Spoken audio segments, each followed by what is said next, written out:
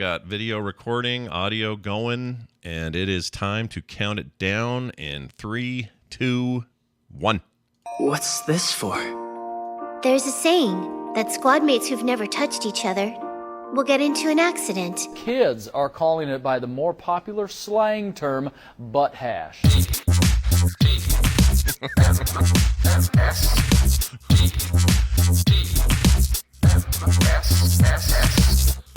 I'll gladly pay you Tuesday for a hamburger today. This is the morning stream. Good morning, everyone. Welcome to TMS. It's Wednesday, July 26, 2023. I'm Scott Johnson with Brian Ibbett. Hi, Brian. Hello. Hey, man. Hello. We're gonna do a little morning show here on a Wednesday. On a Wednesday, a jam-packed Wednesday. We couldn't do anything with Wednesday. Well, there were no adjustments that we could make because Wednesday just felt untouchable. I agree. Yeah. I also feel a little more free today because I beat Resident Evil 4 Remake yesterday. Oh, nice. On stream with John, and we finally finished about a 6-part run of that. And I have a new... Well, okay. You know what? I'm going to share this with you. I have a list of Resident Evil games from scariest to least scariest. Okay? Okay. So this will help educate anyone out there who's like, I want to play that game. Tell me, Scott, which is the scariest, which is the least. Here's how it goes. Scariest, at number 1, without any question, 7. All right? Yeah, Resident Evil 7, right. still just freaking, my gosh, that game was just ready to kill me. Still to this day, just the stuff in it just haunts me. Things I saw in there. It's horrible. Great. After that one, I would say 2, the remake for 2. Okay. And that Mr. X is in that, and he's a dick, and it's really scary, and I hate it. So that's number 2. Number 3, we go with Village, the newest one, 8. Okay. That one's scary. That one looked really scary. So I'm that interests me hearing you say that. It's got a little less. How do I put this? There are moments in it. There's this baby basement thing that just about wrecked me. So there are definitely scary things in it, but it also kind of goes back to what some of the more adventure-y aspects of the earlier games. So that's why that one's a little lower on the list. Then I would say after 4, I would go. Oh gosh, my brain just went dead. Then I would go 4, the one I just played. Lots more action, way less scary, but there are moments. There's some stuff. And then I would say 3, and then original 2, then 1. Yeah. And 1 is scary at the time. Like when I played 1, it was scary at the time. Yeah. At that the time, initial, like you're coming up the stairs, that first zombie you see who slowly turns his head, like as he's munching on Barry or whoever. Not Barry, obviously, because we're hanging out with Barry and you and Barry are friends. Yeah. I hope that Chris is blood. Yeah, that one. That was scary at the time, but yeah, things really escalated and went up from there. Yeah, and it could be redone in a way that was, they could really get us again, but you look at it now and it's just kind of cheeseball. But at the time, that first time those dogs jumped out of the glass or whatever. Oh yeah, and all the right. That'll put some fear in you, So anyway, done. I don't know what their plans are for the future, but I have officially played every Resident Evil mainline game from top to bottom in some form or another, most of which on stream. There you go. All right, I'm done. What's next? You going to do that Alien game? You remember the one with Ripley's daughter? Alien Isolation. Yeah. Isolation, yeah. I might. So Carter and I started that. We never finished it, so we may pick that up again. The other one was the new Amnesia game was gifted to me by Jim Jensen. We talked about him yesterday. Oh, yeah. He gifted me that, so he must want to see me suffer because those are supposed to be really scary.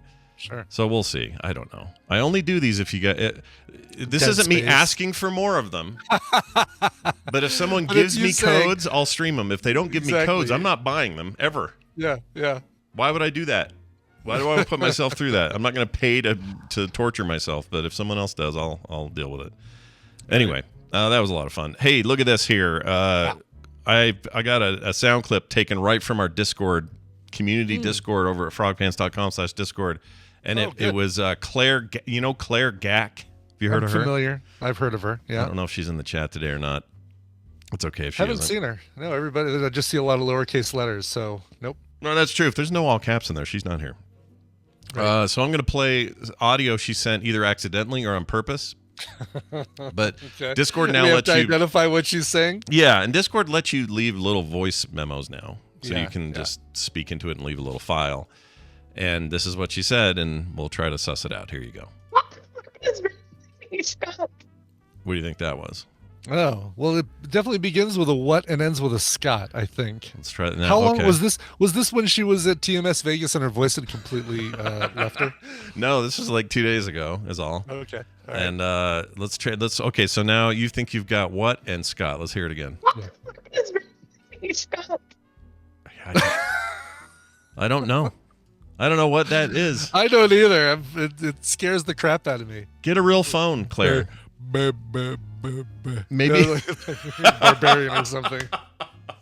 Oh, that brought me back immediately, dude. that character, I'll say that to not spoil anything, Yeah. is the embodiment. Just that character. Forget about everything else. It's a very Yeah. inventive, cool movie. But that one character is the embodiment of Resident Evil 7. Like 7 Okay. That, and that wow, lady. all right. Yeah. Ugh. Yeah. See, that's what I'm saying. And there's even a whole boss in there where there's a lady with her crotch full of bees. She has a giant bee's nest in her crotch. Really? Oh, 7 is something, man. Oh, jeez. And they wanted me to play that in VR. F everybody. I'm not Is ever 7 doing the one that. with the is the woman the one with the crotch bees in her crotch? The woman that like was basically the image you saw all over when people were talking about Resident Evil. No, that was. I think you're thinking of Lady Demescu, the big hat That is lady. that's who I'm thinking of. Yes, with the Yeah, hat. and she's from 8. Okay. Best part of her though is somebody made a mod for Village where when you'd see her, she'd look normal. Yeah. And she always scared me no matter when I was in the room with her. But when I'd see her, she's very tall and kind of imposing. And you'd see her and she'd look normal. She's wearing that big sideways kind of Southern belle hat. Yes. And the mod made it so you would look away and do other stuff. And every time you looked at her, her hat would get larger. So in theory, you could keep going. There's video of this somewhere. But every time you look back at her, bigger, bigger, bigger. And eventually her hat is larger than the entire map you're on. It's pretty great. That's fantastic. Okay. Yeah, I need to find that video. It's really, really funny. I never did it, but somebody else did it, and it's great. Somebody said that Claire is saying, "What the F is wrong with you, Scott?" Okay, let's try it again. Okay, I can hear it. Oh, I can hear it. Yeah, I can hear it. I know. Oh, I know what it was. I changed the name of their Catterday get together Cat meetup. hooligans. Yeah, I called it Cat Turd Day, and then put an ugly cat image in it, like a gross hairless cat. Oh yeah, I saw that screeching cat. Yeah. I saw that as I was walking into the Acrocats show. Perfect. That's exactly when I saw that. I'm like, oh well, this doesn't feel appropriate. No, not at all. Yeah, but I did that. It was mostly for Monica. I just like teasing her, but I guess Claire had an issue with it. So now we know. Even her phone doesn't like to hear her yell. No. All right. Fair enough. It's weird. My iPhone never sounds like that. Yeah, she's fun to have phone arguments with. No, she is. It's a good time. It's just like pushing those lack of buttons on my smartphone. That's right. I got a quick thing about jury duty. We got to follow up on a text that I think is worth reading before we move on here. Sounds good. Don't remember if we got a name. We did not. It just is anonymous. It says, "Hi, left and right Twix." We're both Twixes. I like that. I like that one a lot. Yeah, it's pretty solid. Anyway, it says, "I was thinking about Scott's weird jury duty instructions and thought he might have been selected for a grand jury." Oh gosh. Okay. Yeah. Typically, those come up sort of randomly as needed, so they probably wouldn't be they wouldn't be able to say specifically when to meet. That's how it works here anyway. You're pretty much just on a big list when they call, when the grand jury needs to meet. Just a thought. I don't know how grand juries work. I don't understand anything about that process. I could probably look it up, but maybe. And if it's a grand jury, that's like a big gnarly. Yeah, you don't want to get out of that business. Yeah. Oh gosh, it's like they're trying to throw a politician into jail or something. Right, exactly. Right? Isn't that usually what you get with a grand jury? It's not like a criminal trial or something. Yeah, no, that's. I don't know what to expect. We'll see. I don't either. We'll see. I do. While you get Brian on the phone, I do need to go stop my printer because it's bad. Oh, no, go check it. Go check it. Go get it. I'm going to add Dunaway while you go do that. All right, let's get Dunaway in here. Brian's printer, 3D printer. If you missed the pre-show, is spitting out spaghetti last night. It looks like it's probably doing it again. Needs an adjustment. Needs a fix of some kind. And by gum, he'll do it. He'll find a way. He'll push a screw. He'll hit a hammer with the nail, or the other way around, I guess, is how that works. I'm not very handy, as you can tell. And Bob's your uncle. All right, we're calling Dunaway, and he's not answering. That's utterly fantastic when you got no one on the air but me. Yes, that's right. The Solo Scott Show coming at you live 24/7. Here we go. He's blinking. Oh, it glitched. That's weird. All right. Well, we'll keep trying to call him while Brian's out there cleaning up his spaghetti. Let's guess as to what he's printing. I think he's 3D printing some kind of Marvel deal, you know? Because he's a fan of the Marvels and the whatnots. You can't say it that way because there is something called the Marvels. Oh, here he comes. Let's get an update. Update from Brian Ibbett. How's the project? How's it going? Here's what it just printed. Oh, it's perfect. Look at that. This is a mound of goo, a mound of plastic goo. So what happened? Is something just not right? Yeah, it did not stick to the plate, but it didn't decide not to do. Well, it stuck to the plate long enough to do this little, this nice smooth part right here, and then it promptly pulled off the stuff from the plate, and then just started pumping out resin and moving around the plate. I guess polishing it for polishing me. The plate for you. Yeah.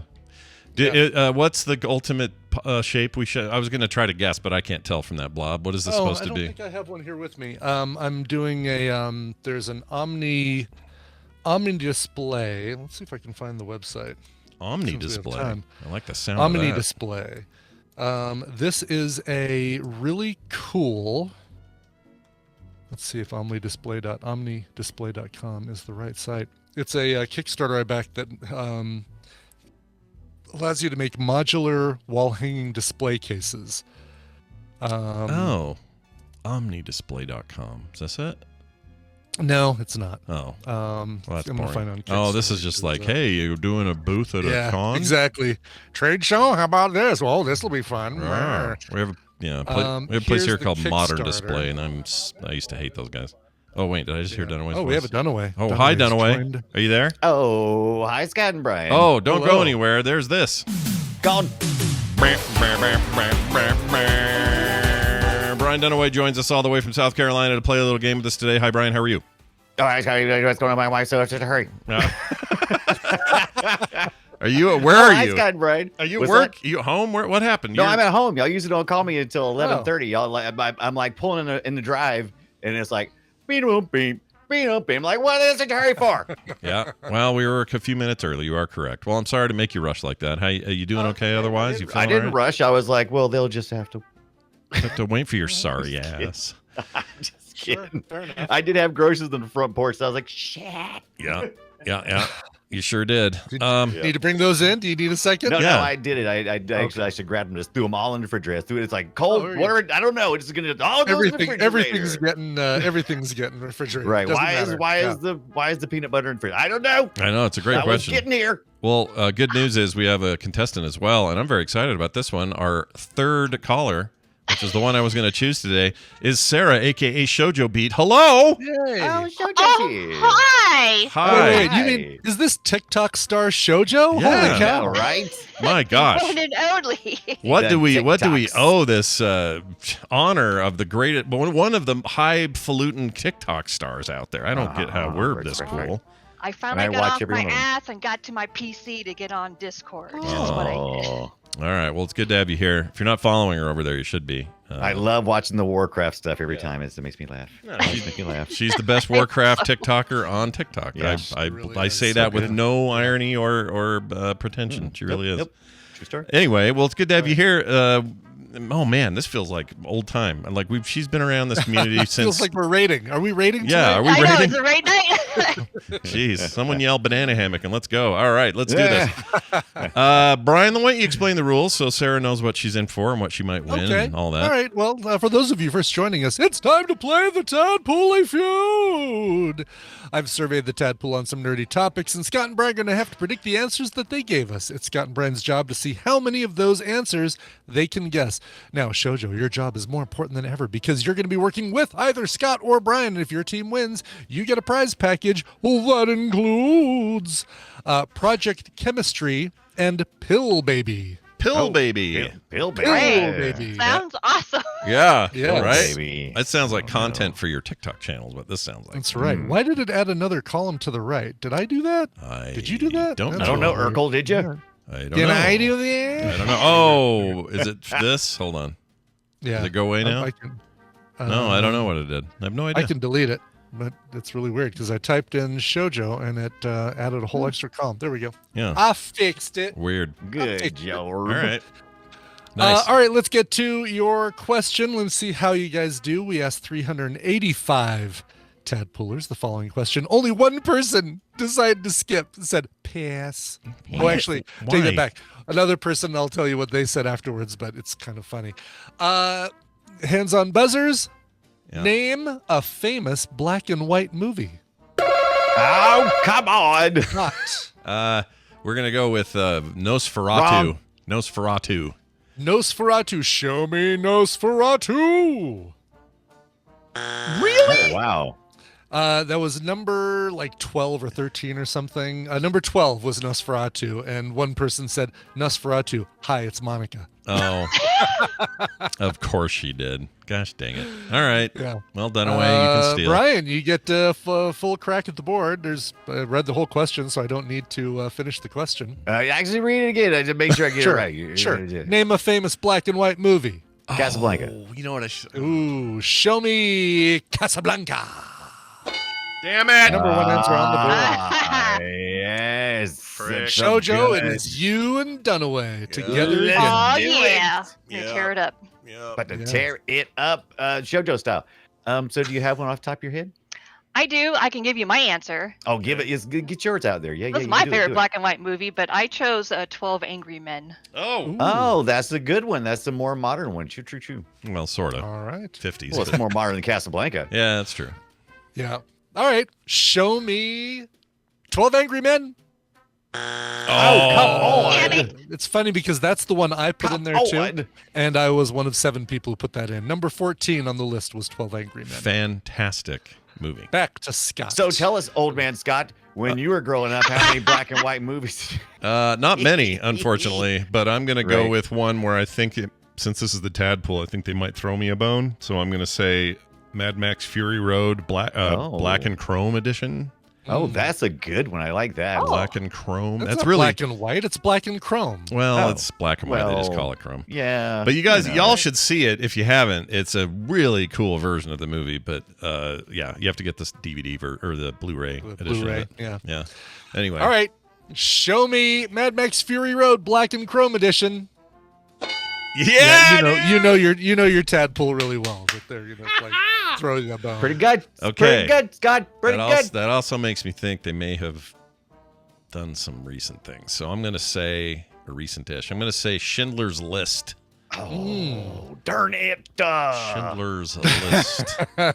Although it does have one color in it, but spoilers. It's Sure. an important thing. Yep. All right. Show me Schindler's List. Number 2. Number 2 answer on the board. All right. Full hockey. Oh gosh. Now we're into a weird zone.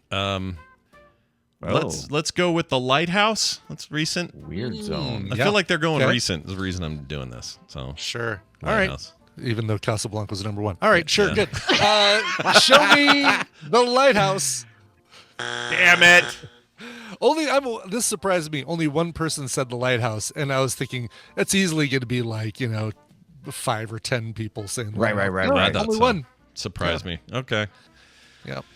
I'll take it. What do you guys got? You got What more? you got? Shoujo Wait, I and think it's Brian. Jojo. You got one? Well, so yeah, I'm kicking myself in the ass for calling on a topic I don't know much about. Oh, okay. But Clerks, like that's another one Yeah. that I think of. Oh yeah, Sure. Clerks This is 1 true. was This fully is black true. and white. Yeah, 2 and 3 were Yep. not, but the first one was. Yeah. Yeah, when you pay for your movie all with credit card, you can't afford color. Isn't it funny how you forget about color when you just forget about it? You're like, Totally do, oh, yeah. crap. Yeah. Like Schindler's List. You're like, every time I'm like, okay, let's watch. Oh, but sorry, it's black and white. Yeah. All right. All right, show me. I'm not even supposed to be here today. Yeah. Number 8. Oh, well- good well point, done. That's JoJo. good. Look at that tied up. Look My at that. God. Yeah. Good job. All right. I, Got all I, another one? I think about there's one that I'm thinking of that's more modern, and I love it, but I don't know if anybody'd say it. But Showed, you'd have another one? No. No, that's it. I'm done. Barbie. Um, No. I think we should go with classics like, everybody used to watch this. There's a couple of movies I watched every year. They were black and white. Yeah. One of them is It's a Wonderful Life. Oh yeah, that's good. What do you think about that show? That's Do you a think good that's up there? You think Yeah. that's all right? Let's do that then. I'll be shocked. Merry if it's not. Christmas, Bedford Ooh, Falls Merry Savings Christmas. and Loan. Merry Christmas, you old movie theater. Yeah. Oh wait, I have another one. Okay. All right. Oh, yeah, no, show okay, me- good. Show me. Ding. It's a Wonderful Life. Oh, come on. Oh, come on. There we There go. Oh, we there go. it is. Oh, geez, Oh, the scared me. suspense was Took a killing me. while. I Took a know. while for that angel to get his wings. Jeebus, it did. Bing. You said you had another one? Yeah.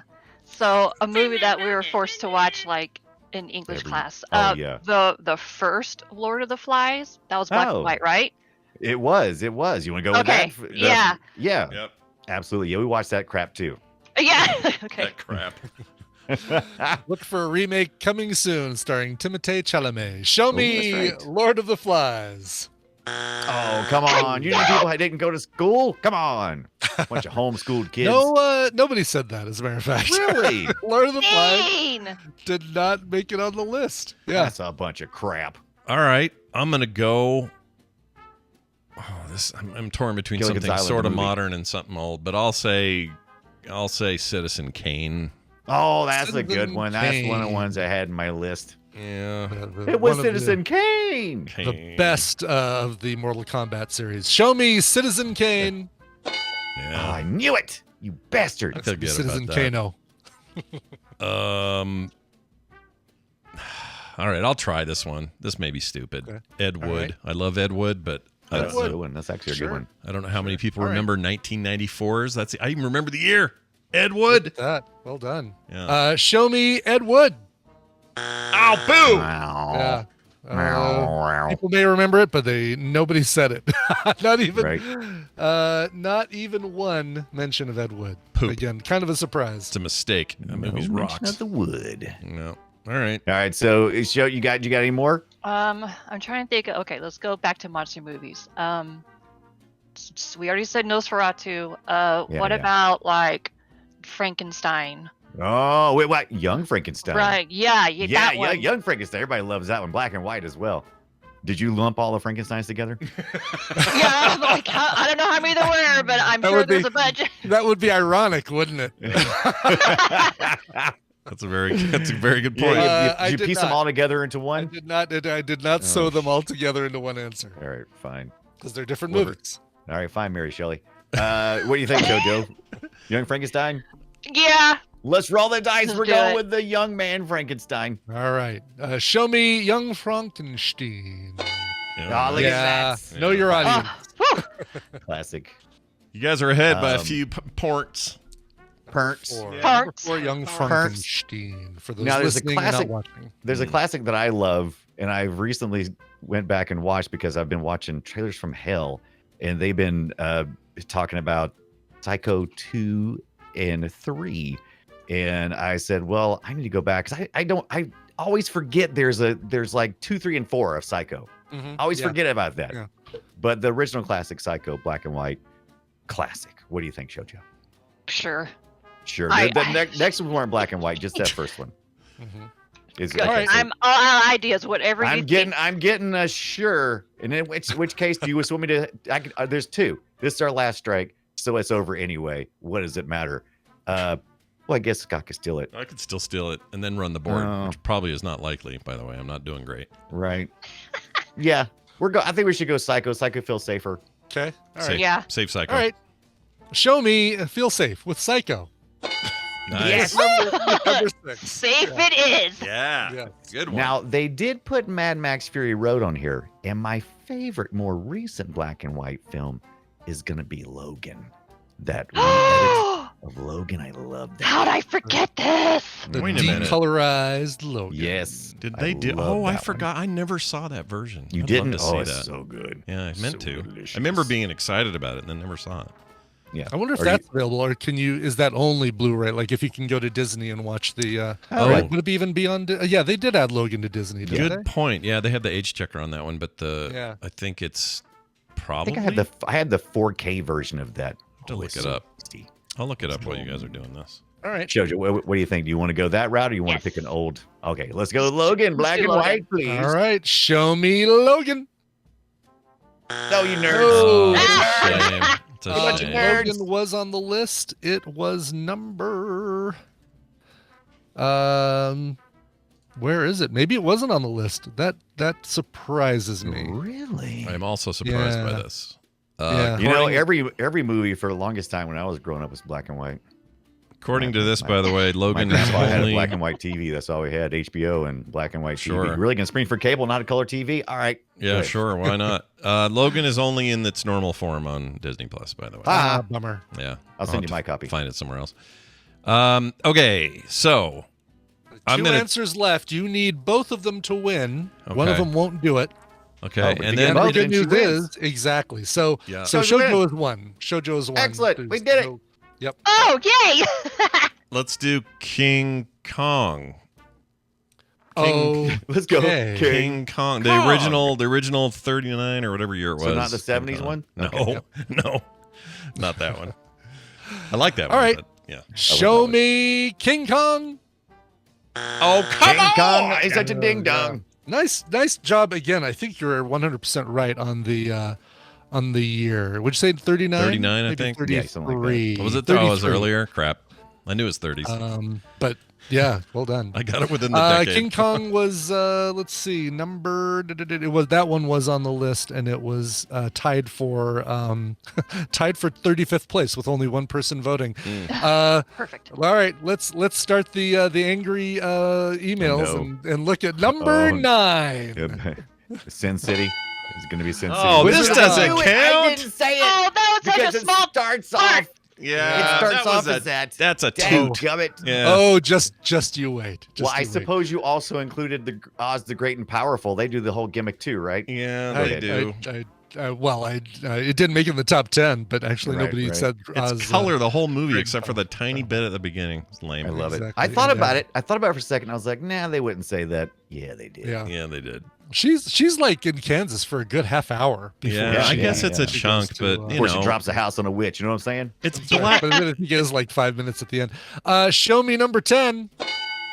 Sin Oh, City. that's Sin the City, same that's what I problem. thought. That thing is full of weird color stuff. You Get can't- out of here. Red. Yeah. It's, right, yellows and stuff like that. Yeah. But people, it's a People tadpole. You answered- go with what they the tadpole answered- say. Yeah, What they answered. it is That- true. said- It is. It is. That tadpole. said, I did have to take one answer out Uh-oh. of the top 10 because I feel like those two you might have been able to guess. You might have been able to go Sin City. You might have been able to go Wizard of Oz. I had to take Gone with the Wind out. I jeez. thought Top about 10. that for Because, a second because uh, we saw it in black and white when I first saw it, I think. Yeah, But no, that was not no. form. Well, it was probably on a crappy TV because Right. that's yeah. the first color movie to win an Yeah, Oscar. yeah, It's yeah. color. It's Yeah. very much color. It was like Yeah. known for that. It was a huge deal for Yeah. that Yes, at the time. exactly. Yeah. Let's go down the rest of this list because I want especially Jeannie to chime in every time I mention a movie that is not black and white, and there are a lot of them on here. Metropolis, which is funny because Oh. Scott, you used that at the beginning of the show for the pre-show. That is you black and used, white, though, right? Yeah, that's black and white. Yep. Yeah, yeah. Seven Samurai, The Maltese Falcon, Miracle on 34th Street, Steamboat Willie, The Birds, To Kill a Mockingbird. So far, so good. Arsenic and Old Lace, Bringing Up Baby, Creature from the Black Lagoon, Oh, yeah. Some Like It Hot, The Apartment, The Artist, The Kid, A Trip to the Moon, Bridge on the River Kwai, Color, High Noon, On the Waterfront, Pleasantville, kind of Oh, this yeah, your no, same little Bill. thing. Same problem, Yeah. but yeah, sure. Rear Window. Pretty much color, very, very much color, if Yeah. I remember correctly. The Great Dictator and 310 to Yuma, presumably the original. Oh, guaranteed. Then we get Yeah. into Black Panther. Somebody thinking they're very cheeky about that one. How'd you Dr. write the question? Strangelove. I said your favorite black and white. Name a famous black and white movie. All right. Dracula, good. Duck Soup, Flash Gordon, Frankenstein. Frankenstein? The original Frankenstein. Godzilla, King of the Monsters. Harvey, House on Haunted Hill. Somebody just said, I'm 31. Hilarious. And I argue Roma, The Artist. right. Maybe Schindler's List is right just barely before your time, but still. Yeah. Sure. Once again, Logan, all these modern No, films. no, that but are did doing anybody little black mention? and white things? Do you want to do Raging Bull? Did you say that one? Oh, that's Nobody a good did one. Raging Bull. That's That's a good one. surprising. Yeah, Yeah, because I love that's that a one. really good one. Strikingly black and white. Yeah, Yeah. I love that one. And also, The Man Who Wasn't There is a great Coen Brothers movie. Is it Oh, black and white? right. Yep, I forgot that one was in black and white too. Is there a was Pennies from Heaven, the Steve Martin thing? Was that black and white, or was it just a Oh. tribute? Like it was just an homage to I don't know. Pennies from Heaven. That was not the '78 one. It was or was it? that might have been 78. Yeah. Let's see here. Let me just look With real like quick. Bubsy Berkeley. Oh, this is the wrong movie. Bubble butt. What? Crap, I can't find it. It might have been, but Yeah. yeah, I'm surprised some of the. Raging Bull, I thought for sure would be on there. I'm shocked. by Raging that. Bull is a That's a great surprise. one. I'm surprised that somebody said Roma and nobody said Raging Bull. That- Yeah. That actually is really funny. Oh, I and just that- love the fact that 10 of you said Gone with the Wind. Come And on no now. Gilligan's Island movie, right? Okay. was it Is that no, black and because white? the movies Was it were all They were when all they switched color, to yeah. color. They were color after season 1. Season 1 was the only black and white. Yeah. Real quick, the recent one, the Belfast one, that could have been on there. Oh, Belfast, another good choice. Yes, Yeah. right. Why the heck not? Well, there you go. This is the important takeaway, though. Forget about all that. What matters most Congratulations. is this. You're a winner. That's right. We've given Shoujo her comeuppance here. She's won. She deserves it. She'll win again, I'm sure. I can just feel it. Shoujo, tell us how you feel about your big win. I feel fantastic. Oh my Let's gosh! roll, butthole. Let's roll buttholes. Robot. Still my favorite thing that ever happened. Was it TMS Vegas? Oh yeah, and Tom's DTNS. recording? Yeah. And she yells, "Let's roll buttholes!" And Tom visibly was shaken. He was like, "I don't know what to do with this." It was so good. Anyway, hey Dunaway, guess what? Love it. Later today, 3:30 Mountain Time, you and I are talking about Gex on Play Retro. Gex. Yeah. What do you think of that? You like that? That 3DO title. If you're only 31, you might not know about Gex on 3DO, but you might know it on PlayStation. Yeah, he made it there. Or Thank God. Dreamcast, or no, not Dreamcast. Sorry, it did Saturn. make Dreamcast. Made it to the N64. It made it Yeah. to the Sega Saturn. Yeah, the Sega Saturn. That's right. It was a weird little thing, and it existed, and we're going to talk And it about was- it. You know, It was the 90s, and it was rude. And I learned something very important. We might analyze this tonight. That the European versions of Gex 2 and 3, which has a title we're not going to mention here, use a different voice actor other than Dana Gould. Yeah, so not they were Dana they were Gould. doing the quips That's that right. were Oh, not interesting. were not American centric. and it's all about to get a big old remake slash remaster. Weirdly, yeah. So we're going to talk And about how they're it. going to do it with all the snark and the there's all kinds of Some of it's rough. Yeah, some of it's like, ooh, when was this? How long ago was this? Okay, maybe not say that anymore. Anyway, we'll find out more tonight when we talk all about it. 3:30 Mountain Time. Go to frogpants.tv if you want to watch that live at 3:30 Mountain, or if you want the podcast after, it goes up immediately when we're done, and you can get it right away wherever you get your podcast. Brian Dunaway, have a great rest of your day. you. Kiss my butt. All right. All right. He's gone. They're gone. He's gone. Now this. Good morning, everybody. In the news this morning, good morning. We got to do a little news, and it's brought to us by. Red Fraggle 3 on YouTube. Watch her throw pots and pull handles. Yeah, she gonna make some stuff out of clay, man. Get in there. It's so cool. It's It is awesome. cool. I think Support she'll your be probably doing it tomorrow after TMS. support your favorite tadpooler content creators. There's a bunch of That's you, right. Yes. right? Red Fraggle 3 is definitely one of those. So hop over there and show your support. All right, they're going to talk about South Carolina. Oh, funny, we just had Dunaway here, so Yeah, no kidding. Wow. on to South Carolina. South Carolina Burger King manager was arrested, accused of serving customers fries from the trash can. Oh, geez. That's no good. And This you know is what? a fear. Yeah. I like their fries as compared I do to too. some of the others, but I don't like this story at all. No, I do not. Let's see. The restaurant's assistant manager, 39-year-old Jamie Christine Major, was accused of taking stale fries from the trash. Well, how do you know they were stale? Maybe just been, Well, probably why they were thrown in the trash. Oh, they're stale. Throw them like they're 4 hours old. Throw them in the trash. Yeah, they probably have a limit. New batch. Yeah. Adding them to a container where freshly cooked fries were dumped, and then putting the fries on top, according to the state. Not the old comedy troupe that was on MTV. No, this is definitely not a comedy story. Comedy of errors, I guess. On Monday, Major was arrested and charged with tampering with food, which is a felony charge. Mm-hmm. You don't mess with people's food, it turns out. No. Burger King spokesman told Newsweek, quote, "These allegations do not align with the brand's commitment to quality food and service and creating an exceptional guest experience." They put guest in a capital G. That's how highly they think of us. We're a capital G guest. That's right.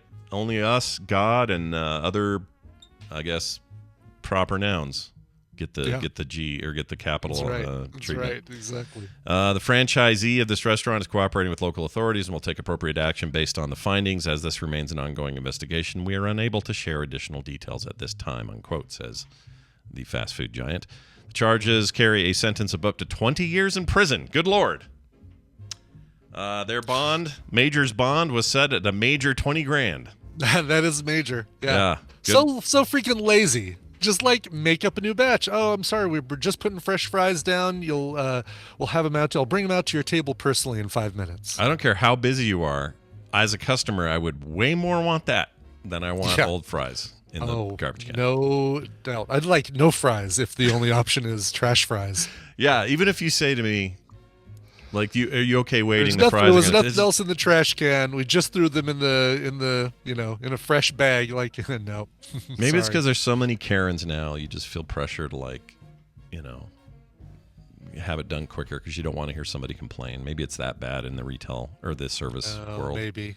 I don't know. I'm trying to have some empathy for this, but it's hard to. I know. There's no obviously there's no excuse, but there's not even anything that's like a passable, I could maybe see that, but no. No, it's a hard one. All right, let's get to, there's more fallout from the Oppenheimer Barbie fight. Oh my gosh, more. Yeah. It's more fallout. I like that. Oh, yes. Oh, I didn't mean to. Yeah. A theater has mistakenly played Oppenheimer with Barbie subtitles. Oops. That's interesting. All right. That is kind of interesting. Barbie and Oppenheimer, the two most anticipated movies, which recently released globally on Friday, have inspired a frenzy for the diametrically opposed films. The face-off between Hollywood summer blockbusters has been dubbed by the media as Barbenheimer. I don't know if the media dubbed it that. I think some idiot on Twitter may have, but whatever. I don't care. Dubbed by social media as Barbenheimer. There you have it. Be more accurate. Yeah. And has set the box office ringing. Is that a thing you say? Set the box office ringing. No. I mean, I guess the old cash register sound. Ding, ding, ding, ding, ding, ding. Yeah. They also spelled theater kind of Europeanish, so maybe this is just. This is from India. So is it India? Okay. Or at least where this happened is India. Oh, okay. Yeah, I don't know who's reporting it. This could be. I don't know. NDTV. It's probably not North Dakota television. No, I don't think it is. I don't think that's going to be where that is. Yeah. Let's see. A Twitter user who goes by the name Sapoon claimed that the movie theater in India playing Oppenheimer with Barbie subtitles. He wrote, friend of my cousin posted an Insta that the cinema played Oppenheimer with Barbie subtitles, is what he said. That's fantastic. The picture of the wrong subtitles shared by him went viral, triggering amused reactions and comments. Reacting to the hilarious crossover, one user said, quote, not an Indian movie theater making Not an Indian movie theater making Barbenheimer a reality. I don't know. That's a bad sentence. Yeah. I don't understand that sentence at all. I don't get it. All right, here's another one. Another commented, a friend of mine went to see Oppenheimer, and the cinema at the first accidentally played the first 5 minutes of Barbie. Watching Barbie isn't a choice. It's a must. Oh, the world tells you what to watch Barbie. unquote.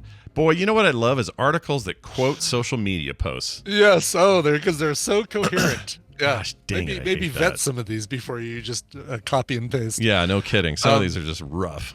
I don't like I them. love that there's the scene where the bomb is about to go off. The subtitles say, "Come on, Barbie, let's go party." Was there?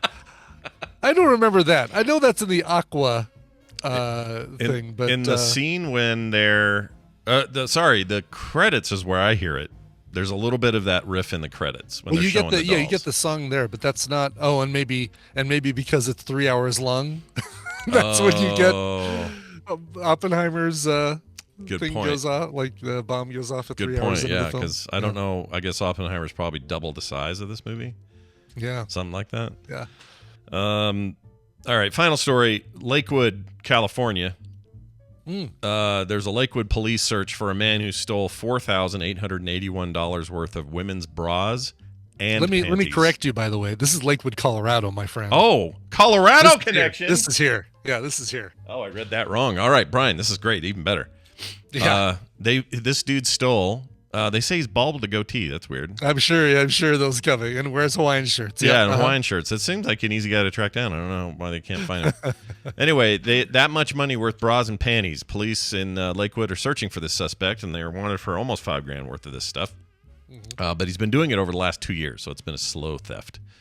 He has committed at least 26 thefts from various laundry rooms on each floor of the Lakewood Towers and Belmar apartments between August 2021 and May of this year.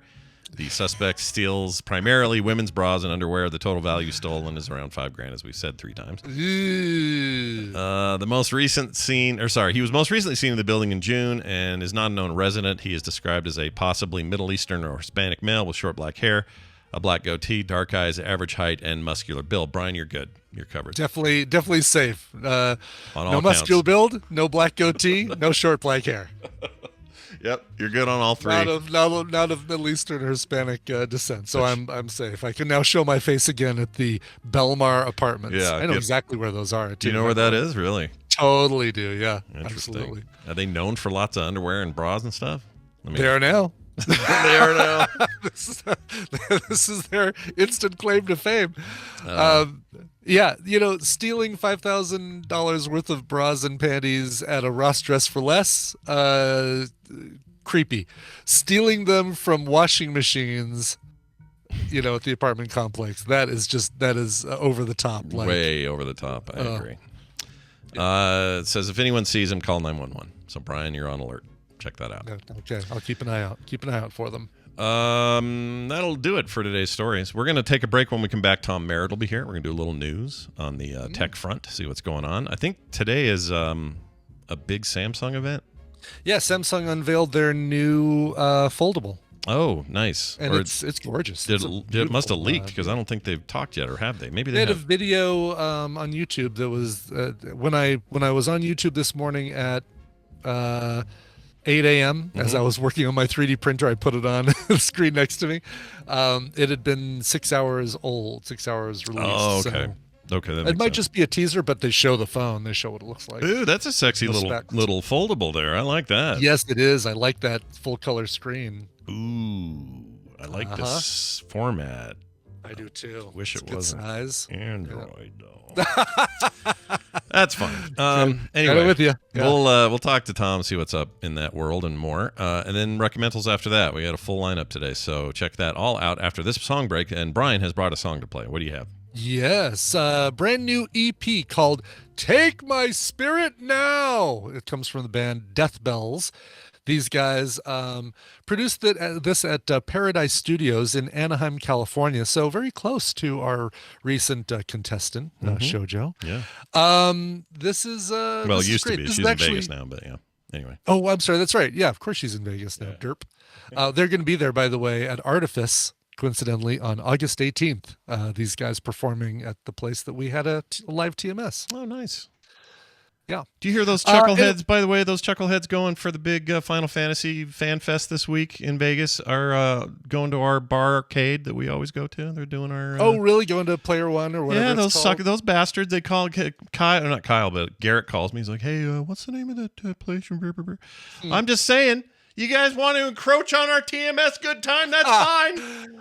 Yeah. Okay. You don't want to come to TMS Vegas, but you sure like our idea. I'm just kidding. It's all a joke. They're gonna have a great time. No kidding. They're gonna have a great time. Yeah, the nerve of these. All right. Here we go. This is the title track from the brand new EP from Death Bells. It is "Take My Spirit Now." Marty, shh, you'll scare the fish. But we're missing the big football game. Relax, my VHS home video recorder is taping it right now. Terrific. Stop whining and listen! I hate you!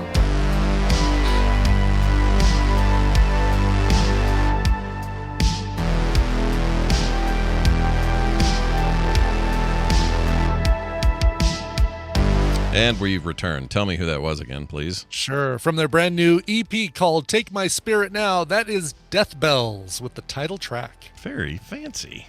Yeah. I can't hear any commercial reference. The big game. Oh no, the big game. Are you taping the big game? The without big game. Of that See that awesome, way. Or go ahead. Sorry. With that awesome Vanessa Bayer skit on SNL where she's making pizza rolls for the guys as they watch the big game. I forgot about that one. That was a great one. Yeah. That way they don't have to spend, pay money for saying the word NFL or the acronym. Exactly. Or any other sports league. Yeah, sports league. All right, you guys, sit down and relax because now this time is this. This is Tommy's room, and he's thinking about his room. Can you guess what he's thinking? I'll bet we can. Well, because he'll tell us. He doesn't make us guess. It's Tom Merritt, everybody. He comes on the show on Wednesdays and talks about the latest and greatest in tech news as he prepares for the Daily Tech News Show, which happens every day. Tom, welcome back. Well, thanks for having me back, both of y'all. Oh, it's good to have you here, man. Always nice to see you. Samsung having a day, right? A lot going on. Yeah, there. first Samsung Galaxy Unpacked event from Seoul. Oh, so from the homeland of Samsung in South Korea. Now, don't get confused. The Samsung Lions baseball team does play in Daegu, not in Seoul, but Samsung's headquarters is in Seoul. Okay, thank you for clarifying. Yeah, that might have been why I saw the video so early this morning that it took place in Seoul, and so that had leaked already here. Yeah, it took place at 4 a.m. Pacific, 5 a.m. Mountain. So that explains it. Yep. Little early, little late there, The big announcements. These were not surprising announcements. A lot of the details, as usual with these sorts of things, had leaked ahead of time, and everything is pretty incremental. The Galaxy Z Flip is probably, it's not the biggest one. The Galaxy Z Fold would be the biggest announcement, but I'm going to talk about the Flip first because I think it's the more significant one. That's the smaller foldable that Samsung makes so that you can, put it in a pocket pretty easily. It folds over like a flip phone. And Motorola made a big splash earlier this year with the Razr. The Razr is got a big 3.6-inch screen on the cover. So when it's folded up, you still have a nice big square that you could look at apps. And you only, on the Flip 4, had like a 1.9-inch screen. Well, the Flip 5 has a 3.4-inch screen. It's slightly smaller than the Razrs only because they didn't extend the screen up around the camera.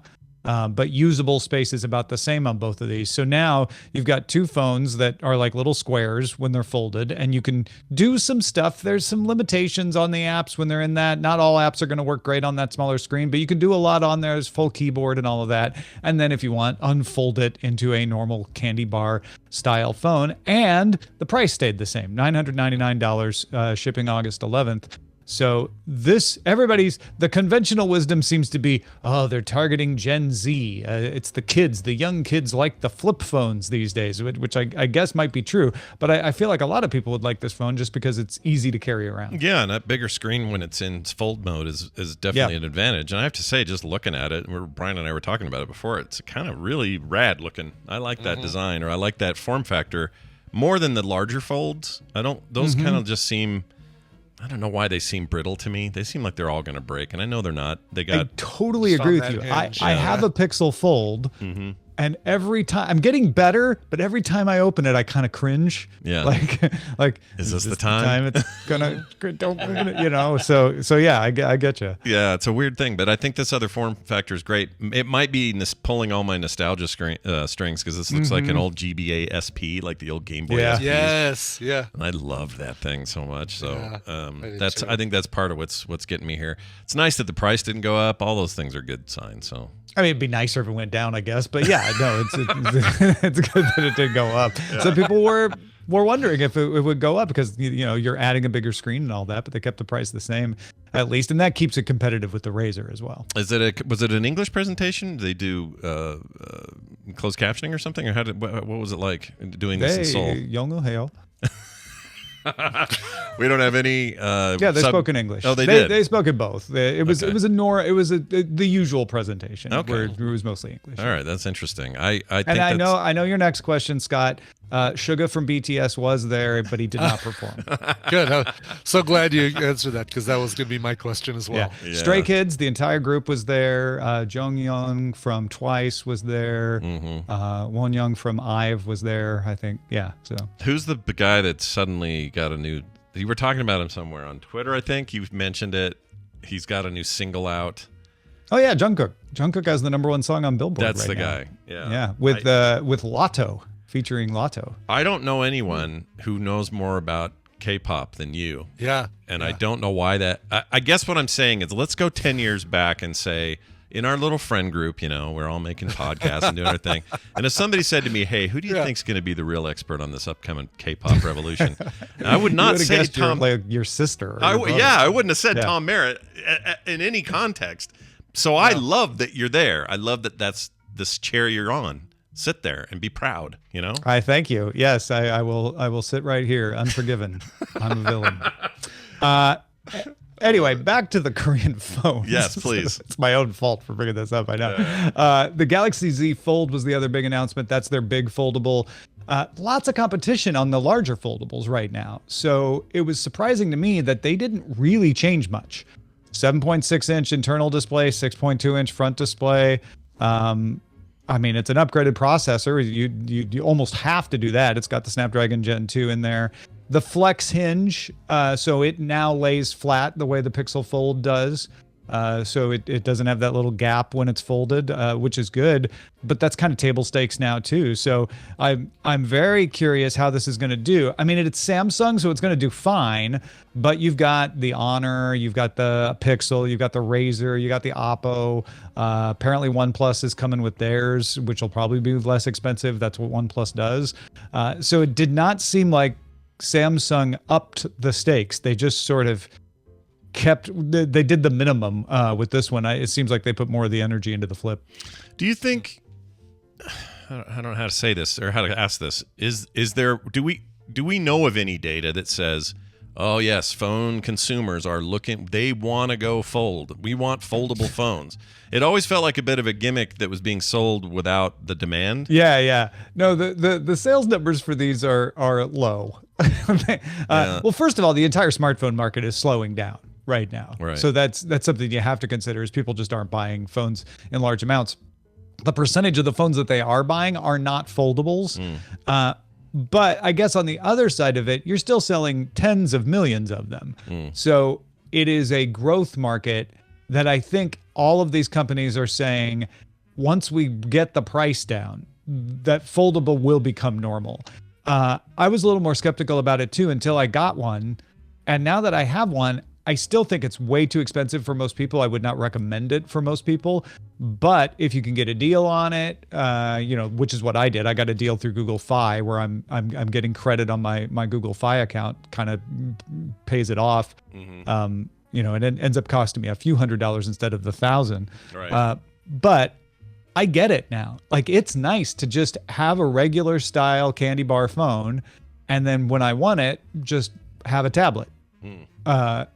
It's something that when it becomes regular, people will enjoy. Okay. But I don't know that it's the kind of thing that you should pay extra for yet. Kind of like, just not that much better about it. And you do have a little bit of a crease. Like everybody else that gets one, I'm like, you know what? You kind of forget it's there. But it would be nicer and probably convince more people to try it if you get rid of that crease someday. Yeah, that crease going away would be a huge thing. And if the entirety of the market, all the Android developers, if iOS or if Apple got into it, like if foldables became that's always it, right? Once Apple does it, then everybody's in, right? So if they end up doing one, I mean, I'd be very curious about their take on it. But in parts of this feel like touch screen laptops. They were all the rage for a hot second. Everybody had to have a laptop that ran regular Windows, but it was touch. And you could I forget. I have a Chromebook that's touchscreen. I forget that it's touchscreen sometimes. Yeah, same. Like, I also do. Yeah, I have one as well. And then I thought, well, will Apple ever follow suit? Because it kind of felt like they were falling behind in that. I'm like, why aren't you making a touchscreen? And they never did. Yeah. But I don't know that the demand was ever really that high anyway. I don't really want to touch my screen. I mean, I guess maybe I would. I don't know. But I think you're right. Once you get it, it's like smartphones. I had enough fingerprints on my laptop screen without me having to also touch it. It's like smartphones in 07. You don't know you want it until you play it. It's like VR. You don't know you like it until you put it on your head and try it. And I do think this is the kind of thing that won't convince someone to buy a foldable. It's not that good. But if it comes in, if you're comparing and it's like, well, it's only $50 extra to get the foldable, probably worth it at that point, right? Because it is nice to have that flexibility. They're getting thinner and thinner. The crease is getting better. If I had to guess, Apple will finally do this when you can do one without a crease, or where the crease is almost invisible. That'll be their big thing of like, we thought foldables, but who wants that crease? Well, what if we got rid of the crease? The iFold or whatever they are. Yeah, that's not bad. The iFold. They should hire Tom for naming instead of Vision Pro. Freaking hate that. That's where you get LASIK done. That's not a device. Anyway. Yeah, right. And if you get LASIK done, then you won't have to get the little insert. That's right. You can just have it free and clear. Maybe Apple should provide LASIK at the Apple Store. Oh my gosh. Wow. Maybe you have to go there for the fitting of the dang thing anyway. So yeah. Maybe the Vision Pro can do the laser work while it's on your head. How about that? Wow. That would be something. Yeah, the Vision Pro MD will actually do your LASIK for you. We've cracked open that egg. All right. Well, Tom Merritt, as usual, today, Daily Tech News Show. You'll talk more about this. In fact, today's kind of a big roundup for all things Samsung. What's the plan over there? And we'll be talking about the Galaxy Watches and the Galaxy Tabs as well. Wen Tui Dao from Android Faithful is going to be joining us. First time having her on DTNS since we kind of co-launched Android Faithful with Ron and Wen. So it's going to be really fun to have her on. And she is full on Android developer. So you're going to get the Android perspective on this. Someone who loves One UI, misses the Samsung One UI since she switched to the Pixel Fold. So it'll be very interesting to see, is there enough here to lure her back to Samsung? Well, you'll only find out if you tune in today at 2 p.m. Mountain Time. So check that out. Anything else going on in Tom's world that we should know about? You know what? Right now, I'm most excited about Know a Little More. It's coming back on September 6th. So you've got a little time to get in there and get subscribed and check out the back catalog. It's evergreen. All of those episodes are still good because each one just explains a different tech topic. But I just previewed the first episode of this coming season to a friend of mine. And this is a friend who is very honest with me. She was blown away. And I couldn't be happier. I'm like, I passed the test. So you'll want to be there for the next season of Know a Little More at knowalittlemore.com. All right, go check it out, everybody. Tom Merritt, Ace Detect on that thing, and we call X now, I guess. X Detect. No, X Detect. It's real weird. Anyway, follow him there and everywhere else you can find Ace Detect. We'll see you soon. All right, let's see if this kills the call. Cool. Nope. All right. Hey, all right. It's always random. I don't know how to pick when it does. You never know. Yeah. Nope. I have no idea. All right. Nicole and Randy are incoming for some Recommentals today. And we're going to go for it. It's going to be great. Here comes the thing. Here it is right here. Well, what do you recommend? Hey, everybody. We recommend movies and TV, and we do it from the common streaming services so that you people out there can maybe write it down and go watch it yourselves. And Brian also puts it up on quicktms.li, which is a very convenient resource. Yeah, yes. I would recommend using that. With us, as always, on a Wednesday is Nicole Spag. Hi, Nicole. Hello. Remind me to tell you my Tom and K-pop story. Oh, I will. I can't wait to hear it. Also, Randy Jordan, a.k.a. Randy Deluxe, is here. Hello. Good morning stream. Remind me to tell you my Brian Ibbett and nude beach story. Oh, all right. I can't wait for I this. thought we decided we were never going to mention that again, Randy. Photos speak louder than words. Still fishing sand out of places that sand doesn't belong. Gross. Well, good. Hey, well, let's get to it. We're going to do some recommentals before we get to. I want to hear that Nicole story before we go today, so we'll definitely do that. Let's dive straight into our recs, and we're going to start with Brian. He's got a clip. Brian, what are we doing here with the clip? This clip will give it away. This will give it away. I'm not going to try and even hide the fact that this clip tells you what movie I watched. Something to do with Red Hot Chili Peppers. Give it away now. No? Give it away. No. It's going to give it away now. Exactly. But it is it's a movie, or I'm sorry, it's a clip that sets up the movie very well. Brand new movie. Just about 4 months ago, landed on the streaming services. All right, here we go. It all began with a guy named Alexei Leonidovich Pajitnov 4 years ago. By day, he worked as a programmer for the government at the Soviet Computer Science Center. But by night, he invented games for fun.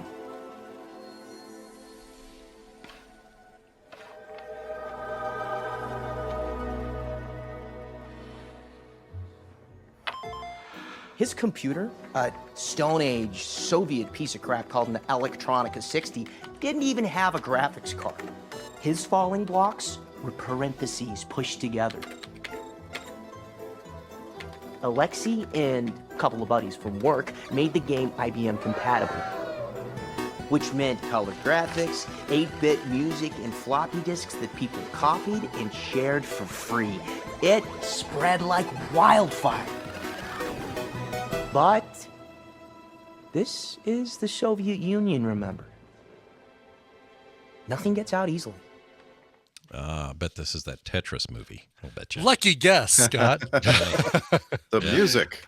Absolutely is, yeah. And I'm hoping that that doesn't get flagged, that music clip, because it felt like it was an original chippy tune kind of version of it, but we'll see. Yeah. You were hearing Taron Egerton there. He plays a guy named Hank Rogers, who works for Bulletproof Software and stumbles at the CES show. I guess that's redundant. CES. He stumbles upon a dude who is showing off Tetris, and finds out that they've got rights for everywhere in the world for the game except for Japan, where Hank Rogers actually happens to be, and he's working on consoles and desktops out there, and wants to see if he can get Tetris licensing rights just for Japan, which technically gets it out on NESs and things like that. Mm-hmm. This begins a massive tale of spy and intrigue and sneaking around in Russia, where you have to, if you're there for business, you have to declare that you're there for business, and you won't be able to go anywhere if you're there for business. So you have to go in as a tourist and then kind of sneakily go and hit up the businesses you want.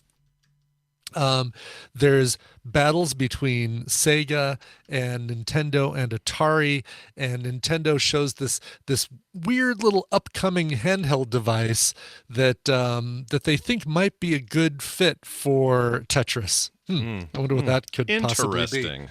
Yes. Yeah. You also have there's not a lot of people in here that you'll just recognize right off the top, right away, except for folks like Toby Jones, who plays Robert Stein, who is a competing licensing agent for who does he work for? He works for Microsoft, I think, or he's working with Microsoft. Yeah, that's another person here that they're battling with. Sure. A lot of other people are like, oh yeah, I think I kind of recognize that guy, but then you've got a bunch of like Russian-looking actors. Oh yeah, you've got Ben Miles, who was in Coupling, the British show Coupling. I like him. He's cool. Yeah, The Crown. He was in The Crown for a while. Anyway, this movie, yes, it takes factual things, takes situations that did indeed happen, and maybe polishes them up a little bit, but it's still, I went back immediately after watching the movie and said, all right, how much of this was actual fact, how much of this really happened. And aside from a car chase that is done brilliantly, by the way, I won't even give away the cool thing that they do with the car chase. Did they drop bricks on cars? I'm not going to tell you what they do with the car chase. I know what happens. There's one everyone's waiting for the long car. The limousine to fit it. Yeah, right, exactly. The bus. That's the bus. The bus, yeah. Exactly. No, they don't drop blocks on the car. I'll just tell you that right now. All right, but aside from that car chase, everything else in this film actually happened, which blows my mind. And yeah, again, like you said, it's polished up to be a little bit more drama friendly, but the fact that a lot of this stuff is real, even the nucleus of all of these things they show is real, blows my mind. This is on Apple TV Plus, and it's excellent. Just came out the end of March. And so it's only been out for a couple months, and I'd forgotten about it. I remember seeing the title card for it and saying, "Oh, I need to watch that." And then something else shiny got in my face, and I completely forgot to go back until my friend Chris Brown says, "Have you watched Tetris yet? You need to watch Tetris." And I go with everything that Chris Brown tells me. I remember when we were teenagers, the story was already kind of this thing of legend, right? Like it was crazy the origins of what all that was, and nobody was getting paid, and Russia part of it and all that, but we never knew any real detail, I feel like. So this sounds really interesting. It's a good way to get all that history on it, and just know that about 10% of what you're seeing is a little, maybe not embellished, but just painted with a nice shiny coat of sensational. Nice. All right. That's usually how these things work. So that's fine. Yeah, exactly. You go in kind of expecting these things. The guy who plays Alexei Pajitnov is great, by the way. He and his wife, the character player, the actress who plays his wife, they're both really, really good. Yeah. That guy's still around, right? He's still with us, that dude, I think. Alexei Pajitnov, he is, I believe, and I will tell you that they do that thing that we all love in the credits, where they show the actual people that the movie is based on. I love seeing when they say, here's the real person, and here's this real event, because they actually show some of the things that happen in the film in real with real video. But yeah, Pajitnov is still with us. Nice. Well, there you have it. He's 68 years old. Apple TV Plus is where you'll get this. Yes. Yes. It's just called Tetris. Is that the name? It's called Tetris. All right. Yep. There you go. Do we have a current good version of Tetris to play? Oh yeah. Yes. Tetris. What is it? The name just escaped my brain. Is but it it's the one from the Switch that No. It's the one Dr. Mario. No, that is not Tetris. Current. But I'm using the word current. Also neither of those are Tetris games. But so the game you want to play, Effect? the best what is it? What'd you call it? Tetris Effect. That's it. So it first launched as a VR only title. Then came to just everything, and it's non-VR now. That's right. That's what I remember it being. Okay, yeah, that was on the PlayStation. Well, that's where I played it, was the PlayStation VR, PSVR. It's an incredible version of Tetris, and they added multiplayer. It's so good. Oh my gosh. Oh no, I guess it was on the Quest, the Oculus, back when it was the Oculus Quest. I think it may have started PS2 or PS1 VR. Really? Okay. But yeah, certainly did. Yeah, and then came out later on other stuff. But the version, you can just play it on anything now, computer, Xbox, whatever. And it is the most zen-like, chill, wonderful game. That's what I want. Like, over the lifetime of my iPhones, and it's 15 years now, right? There have been a couple of versions of Tetris that came along, and people said, you got to play Tetris on your iPhone. And I've always really disliked the experience. No, the control's terrible. You need a joystick, and you need. We need a proper way to play that stuff, man. Cool on the Switch. So that's what I'm going to be looking at. That is on the Switch, right? That game. Tetris very Effect nice. is switchy. 100% worth Everybody's on the, and a lot of people, Dr. Mario. How is that not like a Tetris? No, it's a puzzle game, like but it's Tetris, not. But it's not Tetris. Yeah, it's nothing like Tetris though. There's no blocks. Your little pills. Randy didn't ask what's the best version of Tetris to play. He didn't say what's the most Tetris-like game that's not Tetris. Dr. Mario is good, but it's more like Mean Bean Machine. It's like a weird little match up the beans thing. I liked it more than Tetris. Oh, look at you laying down the gauntlet. I think I did too, and it's because Tetris paved the way. Like, when you talk about games that I've loved, like Hexic or even Candy Crush, like Tetris really put us all in the right space to love those games. Sure. Yeah. Just stuff dropping out of the sky and then you trying to match shit up. We owe Tetris a big thanks for all those games. Yes. Thank you for letting us drop shit out of the sky. That's right. I'm checking right now to see if I have Tetris already on the Switch. I'm hoping I do because I don't want to buy it again, but this would be the place I'd like to It's play also it. really good on a big screen. If you can get it on like PS5 version or Xbox Series X version is really cool on a big screen. Yeah. Really chill. I just Googled it because, I have a Xbox Series X and I very often I'm surprised at what's on that thing. And Tetris Effect has been there for years. Yeah, it's on Game Pass. Yeah.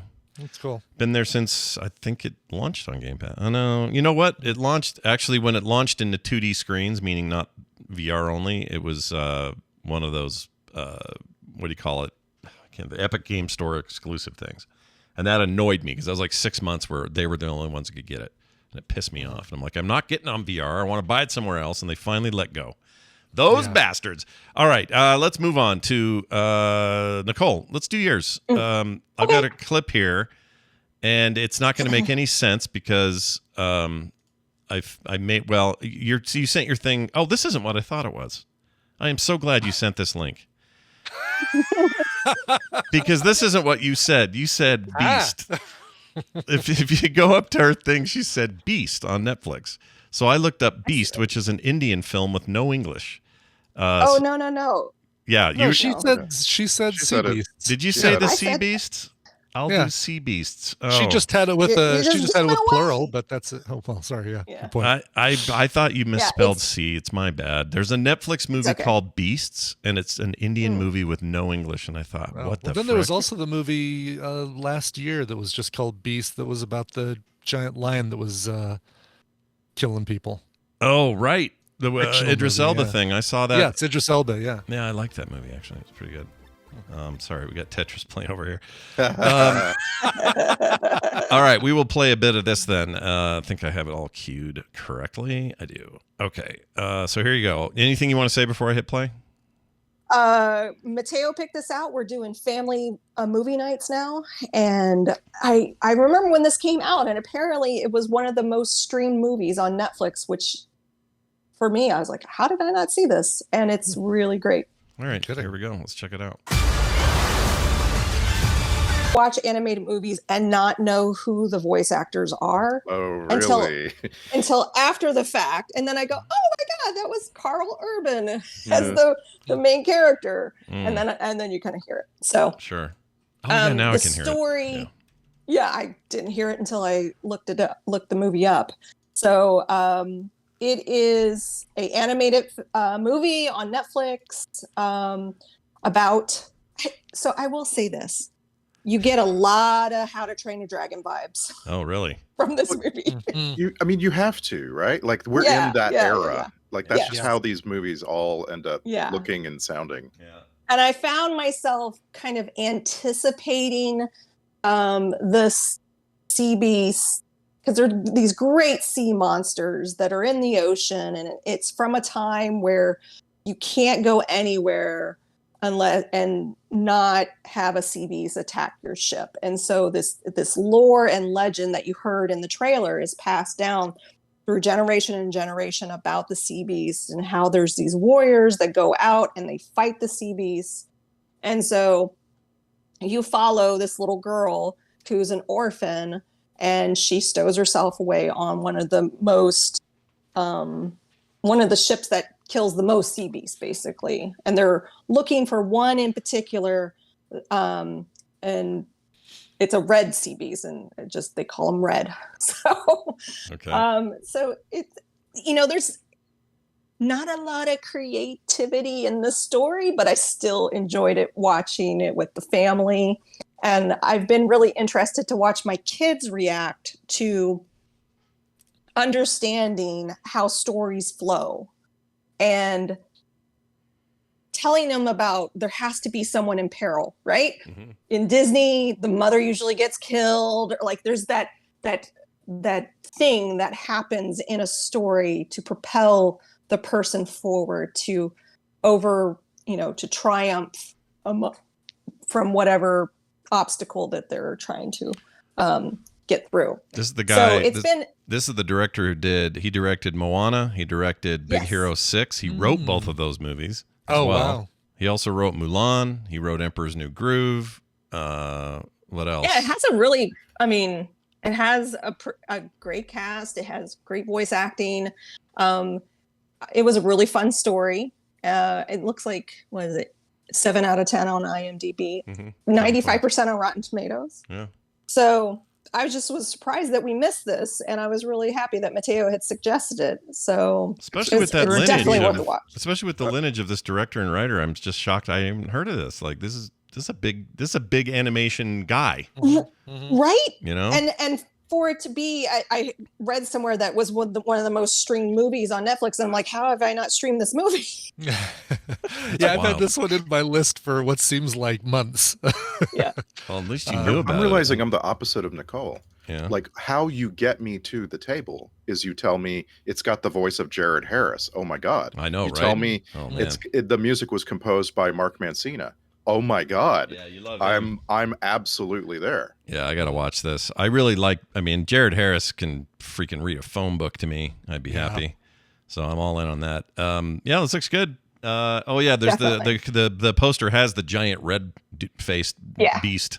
And I think there's YouTube videos that kind of like say the similarities between this movie and How to Train Your Dragon, because the Sea Beast looks just like Toothless. Yeah. Oh, really? Definitely getting that vibe from it for sure. Just red and not black. So, but it's still a wonderful movie to watch. It's like 2 hours long. So it was definitely a nice one to watch with the kids. Cool. It looks great. So, by the way, I'm in the chat room as Mark. I'm working on some videos. You're Mark in there? Awesome. That's not Mark. That's me. Okay. That's great. Don't say anything Mark wouldn't say, I guess. I don't know. That's right. Yeah. Can I quickly tell you my Tell us the go Tom for story. it. Yeah. Let's hear it. All right. So are you guys aware that there's now a new season of Beavis and Butthead? Yes. It's fantastic, by the way. It is absolutely wonderful. Mark and I started watching it, and I don't necessarily the cartoon part of the show, whatever. It's really them making fun of YouTube videos that I absolutely adore. Oh yeah, so that's what they replaced. They used to make fun of music videos back in the still make fun days. of music videos, right? But they brought in. So they had a girl that was doing ASMR. Yeah. I laughed so damn hard. It was really good. I laughed so hard. Yeah, if you guys are even remote fans of the old Beavis and Butthead in any way, you gotta. They're so good. They're so good. Cool. Yeah. But there came up a part of Beavis and Butthead where a K-pop video came on. Yeah. And Beavis knew all the boys' names. And he's like dancing. And I was talking to Mark about it. I go, you know who else is a fan that I didn't expect to be? Tom. Yeah. We just had a whole conversation about Tom and K-pop. So Tom and Beavis, together at last. So Tom invoked me remembering about Beavis and Butthead, and I did want to recommend it to you all because the YouTube parts alone are funny. Yeah, they're really funny. Even the music videos they do are still them watching them on YouTube, which is just they so easily went there. Like they just eased right into it. And them making fun of like viral videos, like I would not be surprised. That gang girl. Oh, you're riding like a cowboy. That lady, whatever her whole thing. I don't know if you guys have seen it, but that TikTok lady. I guarantee the next season of those Beavis and Butthead things, they will riff on that, and I can't wait. Oh my god, can't wait. It was awesome. The current thing on TikTok Live. I don't know if you've seen this, but the current thing that a lot of people are doing is pretending to be an NPC. Yeah, that's and that they lady. wear a mask and they tap on the screen. Gang. Yeah, and that it's terrible. Like we've hit rock bottom as far as entertainment goes. It's bad, but I just can't wait for people to start making videos about that, like for shows to pick up on it and show it to us through their lens. It deserves to be kind of mocked. It's terrible. I mean, great, whatever. They're making like $4,000 a day, so good on them. But I can't stand it. It's horrible. If you want to watch the new season of Beavis and Butthead, it's on Paramount Plus. Yeah. And even if it's just to watch them making silly comments about the YouTube and music videos. It's wonderful. Yep, it's really good stuff. The ASMR one is my all-time favorite. Yeah, that was the early one too, so you'll Yeah, catch it it was. right away. All right, let's get to what do I have next? Oh, I put me next. Let's do this. I'm going to do this one. This is a horror movie from 2015 that I'd never heard of. A little indie. Okay, it wasn't a major studio or anything, but it left me a little shaken, and that's a good horror movie for me. So here it is. I'll play the clip. We've warned you not to go into the cities. In the cities, they are everywhere. Their plan is almost complete. If we do not stop them, they will enslave and butcher every good person left on Earth. You must prepare for the war. You want to protect your friend, but helping him will be impossible. He is good, he is still human, but he will not believe you. Leave the city tonight. We still do not know how they infect a host. Never look at their eyes. Ooh, weird. Oh God, I love Adam thanks. Driver. Adam Driver is great. Yeah, Kylo Ren there. I will finish what I started. This is a movie from 2015 called "They Look Like People," and I read it on a list. It's not even that well reviewed on IMDb, but I read a list of horror movies that this list thought were overlooked. Right? I was kind of in like, well, where are these things and what are they? And it turns out this one was streaming on Tubi. So I thought, well, I'll go check it out. Why not? It is an unconventional horror movie, which I always find interesting to try to do something different. And there's this character in this movie called Wyatt, who is visiting his old friend Christian, who lives in New York now. And they grew up together. They're like early 90s kids growing up, and they're kind of reunited. And he crashes at this Christian's apartment. And Christian's got his own little side story with this girl he's trying to date at work named Mara. She's played by someone named Margaret Ying Drake. You don't know any of these people, by the way. McLeod Andrews, Evan McDowshall, whatever his name is. These are not people you know. Douchel, sure. The director, Perry Blackshear, again, probably never heard of that guy. But the movie's really well made. And is a really slow burn. And I think the reason it gets lower scores is because by the end, Wyatt, who is the one hearing this voice through his phone, who is being told through secret messages that the world's being taken over by shape-shifting aliens, basically, or creatures. And he's the only one that can do anything about it. You never know whether that's in his head or if he's really hearing it. And the movie never quite tells you for sure. And I think that pisses some people off. I enjoyed the journey of kind of not knowing. It's not a spoiler to say, well, I guess kind of is a spoiler. You may not get a resolution that you're looking for, maybe, or a traditional resolution in this movie. But that's why I admire it. It's not afraid to kind of leave me hanging, and not in a sequel kind of way. Like, they're never going to make a sequel to this. It was just like kind of an interesting way to present your story and your characters, and then leave it at the end and have me kind of go, I'm not really sure where all these people are going to end up, but I kind of liked it that way. Like Blair Witch Project. A little, but not. It's not found footage. It's more like, But that ending where you're not quite sure what's You're going to like, happen what to the the hell's characters. gonna go? yeah, like that kind of, except it's even more nebulous. Like, you probably will get the feeling at the end. Well, I don't know. Some people will get the feeling at the end that everyone's okay. Other people will get the feeling like, nope, whatever happens after this is going to be bad news for everybody on the screen. And I think it's the juxtaposition of those two extremes that I liked about it. For some reason, you're reminding me of the end of Inception, and I'm curious if you thought this movie kind of earned that. It does, but obviously in a different way. And tonally, it's very different. It's a much smaller film. There's like 3 people in it. It's not a big epic thing like what Nolan created with that. But that feeling at the end of, is that top tipping over? Did I see it twitch? When it went to credits, what really happened there? There is a kind of a feeling of that here. So yeah, I think that's a fair comparison. Very different scope, but definitely a feeling of that. And I don't know. I found it really unsettling and weird, and that's what I want out of a good horror movie, especially one that doesn't take all the traditional paths that most horror movies take to to thrill you or scare you or whatever. This just was really unsettling and strange, and it's not bloody or gory at all. There's a little bit of blood, but it's not in the way you think. It's kind of, I don't know, it's not the same as gore blood. It's just kind of plays with your head and plays with the characters' heads, and that sometimes is the scariest stuff of all. So I'm going to recommend it. I like, yeah, you may not like it, Nicole. I don't know if I would recommend it to you. Or a lot of the people, anyone that I know who, if you did, okay, let me think of it in a comparison. If you didn't like, they're very different movies, but if you didn't like Midsummer, or if you didn't like Hereditary, this is kind of in that vein of, gotcha, let's rip your brain in half and then make you make sense of it kind of brain. I read both on Wikipedia.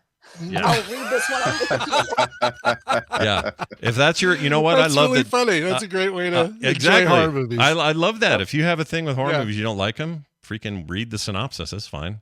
I used to like them.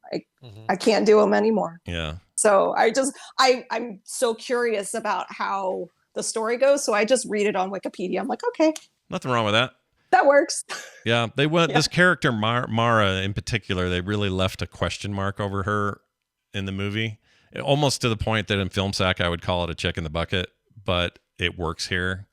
I don't even know how to explain it, and I don't want to over-explain it because some people are going to really like this. So go check it out. It's on Tubi. It's free with ads, although if you watch it with a blocker, you'll never see an ad, so that's kind of cool. That's how I did it, and it's called "They Look Like People" from 2015. And it's They unrated, sound which like means Adam Driver. Yeah, What and do I they think taste like? I think it may have gone straight to like streaming or something because it's unrated. So I assume that means it never made it to theaters. But the acting's really good. It's not like it's not capable. It's not like a cheap college film at all. It's like a well-made kind of weird thing that I was really impressed with. So anyway, not going to be everybody's cup of tea, but maybe it will be yours. So go check it out.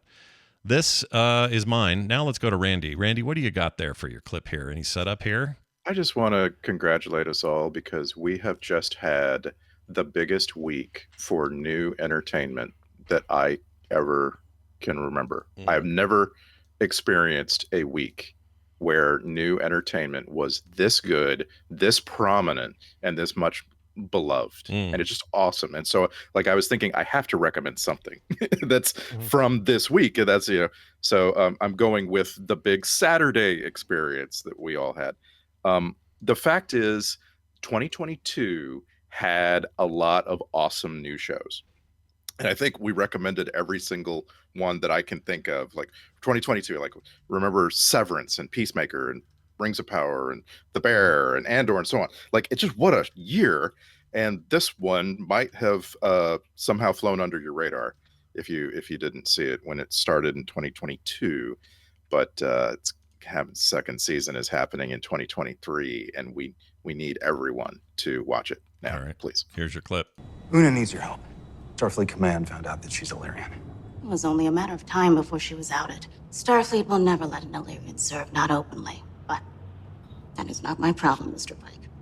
Now, I really do have a busy day. Nira, I don't know what happened between you two, but she's your friend. Una Jin Riley is not my friend, and neither are you. Please leave. I know why you feel the way you do about Starfleet. The Federation, all of us. I saw some things. On a research mission to an abandoned Illyrian colony, we found out that it wasn't so abandoned.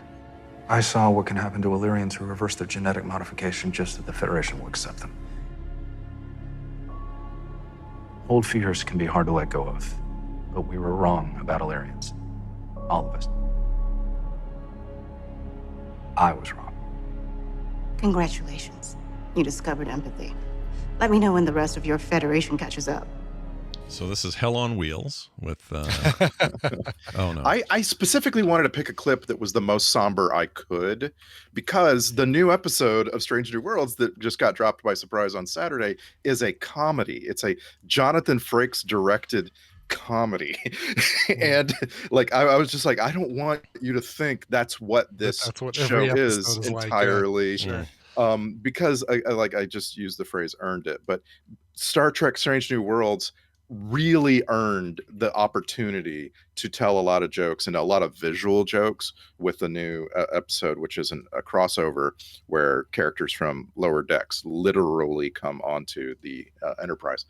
it's just like I recommended it last year. I recommended the first season of Strange New Worlds, and somehow, remember all those shows I just named? Somehow it went from not really being in the 5 best new shows of the year because it was so great to this is the best thing that you can watch. Period. 2023, Strange New Worlds. This is the best thing for you. And by the way, if you love it, there's all this other stuff. You get Strange New Worlds, and you get freaking Will Wheaton behind the scenes every week, talking to the people who are making these shows and going in depth, and they're so entertaining. That's what's that called? The Ready Room is so entertaining. Yeah. That's cool. Is the full season out yet? No. Season 2? No, we have 3 more. We have 3 more movies to go. Every episode is a movie with this show, and I'm out of superlatives. Please watch Strange New Worlds. You need a fresh batch. Yeah, I think we're all fans. We all really like it. It's awesome. Nicole, if you haven't seen Strange New World, you should. It's back to hopeful, awesome Trek. Oh, Mark's watching it. I've watched like bits of it. Oh, it's so good. It's so good. I know. You'd love it. You can, it'll be there for you. It's their biggest hit. Did we talk about us going to Denver Comic-Con and sort of meeting the next gen? I don't know if we did, because obviously we had plans around that didn't make it through, and I can't remember if it came up around then. But I thought we saw a picture of you guys with like Frakes in them. No, we did. Yeah, we saw the photo. Yeah, okay. Yeah, and because I just wanted to do something nice for Mark, and he's like, "It makes me incredibly uncomfortable." Oh, but we did it anyway. You did it anyway. It was just having celebrities taking a picture with celebrities like that. I wish I would have just done the autograph, because there you can talk to them more, whereas the photo is like it's just the photo. Don't talk to them. Just smile and go. Yeah. So it's all a little awkward. If you've never been to a con before and you're thinking about doing a photo op or a autograph, if you want to talk to the person, do the autograph at the table. Yeah. That's good. Because sometimes they do offer photos at the table, like a selfie. It's like, and they start charging for those, but it's all money now. So what if you have a secret lapel camera? Can you use that? Yes. The answer is yes. Good. Excellent. I love it. That's a great idea. I could have gotten more out of Krusty Space Hands if I just had a lapel camera. All right. I got to stand next to Data. The photo. How's he smell? Can you smell him? What did he smell like? I didn't smell anything. Dang it. And I have a really good sniffer. I want to know if like the Trek people are just all gross after a day of doing this, or they didn't smell. They didn't smell bad. Okay. And if they would have, I would have smelled it. All right. Last year or the year before, it must have been last year. At FanX, they had all of the Hobbits were there. Sean Astin and all the kids. I did meet Sean Astin at the last Nerdtacular. I went to, there was a Utah Comic-Con thing happening, and Sean Astin was there, and he was drunk. Oh wow! Okay. Wow! All right. I could smell the alcohol on him. So for the photo opportunities last year, because COVID, awareness was still a thing, masks were still a thing. Right.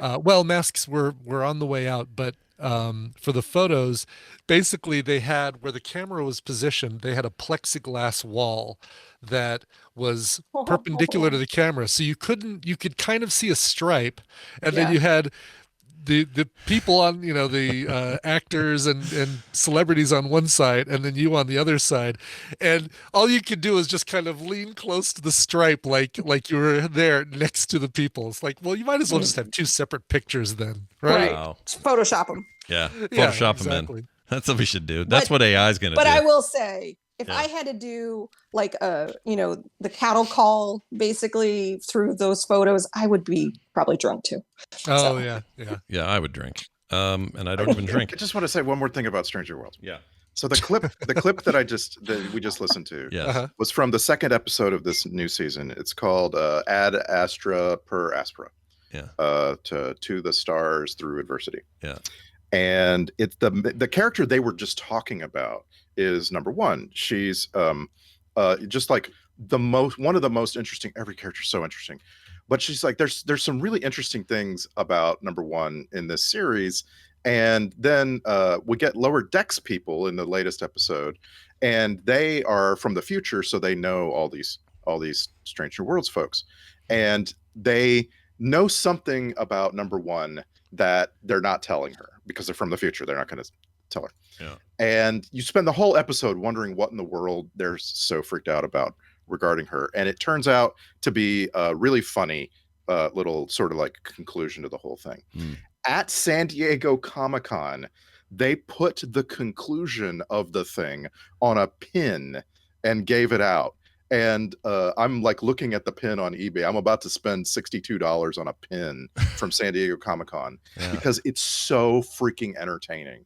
It's just out of this world that people, thoughtful people figured out that we were gonna latch onto this and like it so much that they made a collectible pin in advance and gave it to folks. And I'm just glad they're making Star Trek again, Yes. Yeah. I don't need this, I like parts of Voyager, but Voyager was all dour and blah. Yes, and Discovery is like, oh, what's the world ending or the universe ending situation this season that they have to get involved with? And I loved the second in command guy, the alien dude played by Saru. Saru is still one of my all-time favorite Star Trek characters. Yeah. Like there's a lot to like, but this is what we really wanted right here. This is what we wanted. Yes, we want thing of the week. Yeah, bring it back, baby. All right, these are all up on quicktms.li. I already confirmed they're there because Brian's a freaking Look master. at you. You're Yeah. fast as hell. Look at how speedy you were. So don't go to. That's because you guys gave me your links early on. I appreciate that. That's true. Don't go to shitoutofluck.com. Don't go there. All right. No, don't go there. You won't find any happiness there. But you will find all this stuff there, and it'll be great to talk to you guys again next week. Thanks for hanging with us, you two. Nicole, have a wonderful week. Enjoy yourself. It's you too. And be Mark in our chat anytime you want. It's fine. We don't All mind. right. Excellent to each other. Randy, same with you. We'll see you soon. And this weekend, Film Sack, we got a special going up. Today we have a special going up about horror movies, and this weekend we have one going up about science fiction movies. So make sure you listen to both of those. There's a lot of Film Sack coming your way. So much All right. special. That's and right. I'll say for the first time, I am Randy Deluxe on Blue Sky. I'm on Blue Sky. Oh, look at that. okay. Blue Sky came to get Randy. That's how the song goes. Bye now. All right. That is the end of today's programming. All right. That's the end of that.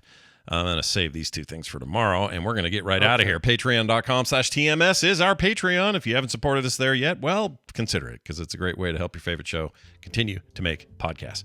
Yeah, that's right. Patreon.com/TMS for all the details. Brian, let's play a song to get out of here. Do you have anything in particular you'd like to play? I like that idea. Let's get to this one right here.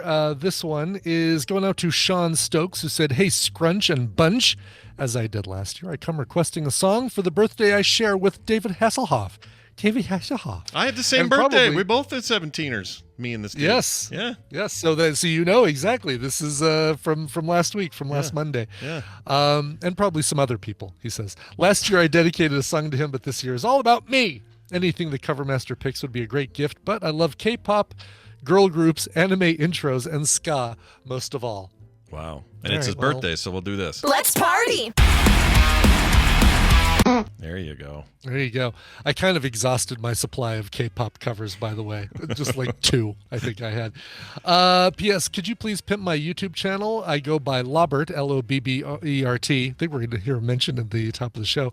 And make Magic the Gathering content, specifically Pauper Commander, where you just play with commons. Love the show, though. Sean Stokes. Nice. No, I'm not gonna pimp your YouTube channel. Forget it. Forget it. Yeah. No, that's Lobbert, Lobbert.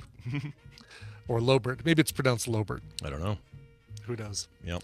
All right. Well, you mentioned ska. I can do ska, and I can do some very funky sounding ska. How about a weird ska cover of a strange Italian song? Yeah, speaking of Spanish subtitled things that I really, really enjoyed, Money Heist, another Netflix series that I think about often. I go back and I think about that show a lot, and I don't know why, but I really, really liked it. And a common theme, a common song heard throughout that series was a song called Bella Ciao, a traditional Italian piece. This is a ska cover of that song right there. Starts out slow, but but wait for it. Pick it up, pick it up, pick it up. This is the Chango Monks with their cover of Bella Ciao. We'll see you guys tomorrow. Get more at frogpants.com. I am sorry that I shat in a church. Best line from that episode. Yeah. By the way, so that Tetris game we